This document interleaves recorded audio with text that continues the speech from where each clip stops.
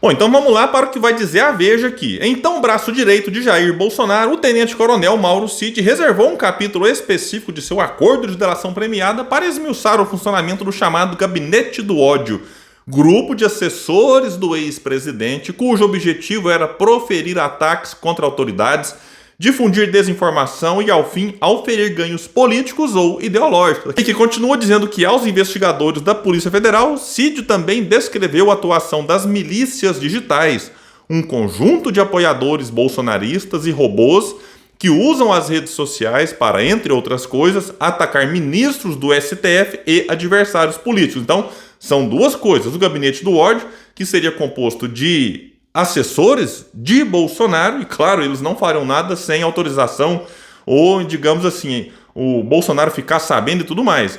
E aí essa outra questão é a milícia digital, que aí são apoiadores, aí não são assessores direto, né? Então, essas duas coisas, claro que elas tinham ligação uma com a outra, mas são grupos diferentes. Aqui vai dizer que nos últimos dias a delação premiada de Mauro Cid chegou às mãos do subprocurador-geral da República, Carlos Frederico Santos, responsável pelos inquéritos que buscam investigar a participação de incitadores, financiadores e executores dos atos de vandalismo que culminaram na destruição das sedes dos três poderes em Brasília no dia 8 de janeiro. Cabe a ele analisar como as revelações do ex-auxiliar de Bolsonaro podem ajudar a desvendar a trama golpista que tomou conta do país no governo anterior. O caso das milícias digitais, vejam só, é particularmente relevante para Mauro Cid, porque foi a partir desta investigação centralizada no STF pelo ministro Moraes que ele teve seu sigilo telemático quebrado no ano passado.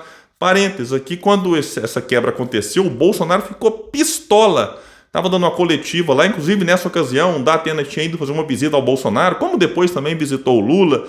E o Bolsonaro estava assim, mas cuspindo marimbondo para os jornalistas por conta dessa quebra do sigilo telemático aqui do Mauro Cid. Certamente o Bolsonaro ficou pistola porque sabia o que seria encontrado.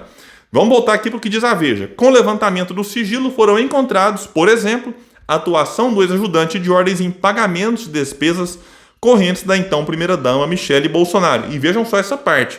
Também foi a partir das informações colhidas ainda em 2022 do Google Drive e do iCloud do ex-assessor que Moraes deu ordens para a prisão do militar em maio passado. E agora vejam o que disse o subprocurador-geral Carlos Frederico Santos. Veja, aqui não é interlocutor disse, ouviram dizer, os corredores de Brasília, não. Aqui é o subprocurador Carlos Frederico Santos. Abre aspas para ele.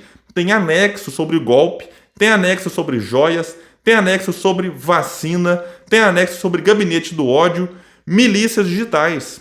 Aí ele se recusou a fornecer detalhes adicionais para não atrapalhar as investigações. Ainda bem que eu não quero que elas sejam atrapalhadas. Embora, claro, é normal que a gente fique curioso sobre o que está nessa delação do Mauro Cid. E como é que funcionava então o gabinete do ódio e as milícias digitais? A PF, Polícia Federal, já havia encaminhado ao STF um relatório preliminar sobre a atuação das milícias digitais bolsonaristas e uma espécie de passo a passo para os ataques que consistiam na eleição de uma pessoa-alvo, a elaboração do conteúdo ofensivo ou inverídico, a separação de tarefas para espraiar sistematicamente a informação, o uso de múltiplas plataformas para reproduzir o material e até o recolhimento de lucros com as mentiras. Então vejam só o nível de organização. Isso aqui é mais do que evidente que existia e mirava não apenas figuras da esquerda, mas também, e em muitos casos, principalmente da direita, como o João Dória, que eu divirjo muito, nunca tive simpatia por ele, mas ele foi alvo, claro, desse gabinete do ódio. O Mandetta também, assim que sai do ministério,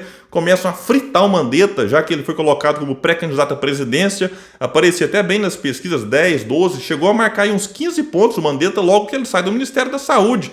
Aí veio para cima dele os ataques, no fim saiu da disputa com quase nada.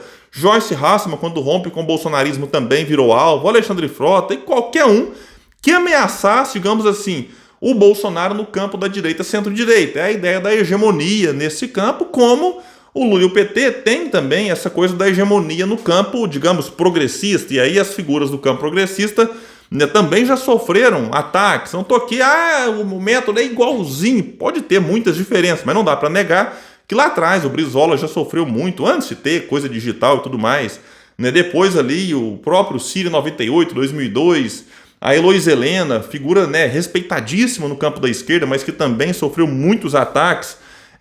Parte disso é disputa política, mas tem uma parte também que extrapola a disputa política e vai para um campo assim, que não é legal, que não dá para passar pano. A Marina Silva em 2010, 2014, teve até imagem da Marina Silva no velório de Eduardo Campos, que o pessoal distorceu para falar que a Marina estava rindo diante do caixão do Eduardo Campos. Aí em 2018, o próprio Ciro, 22, enfim, então quem, né, tem mais força, tanto de um lado quanto do outro, vai fazer meio que de tudo para manter essa força. Repito, parte disso é do jogo, porque você não quer perder a força que tem, mas tem parte aí que extrapola, e no caso aqui do bolsonarismo, agora isso pode complicar muito, né, a vida de muita gente. Gente, valeu e até o próximo vídeo nesse espaço que luta por um Brasil melhor.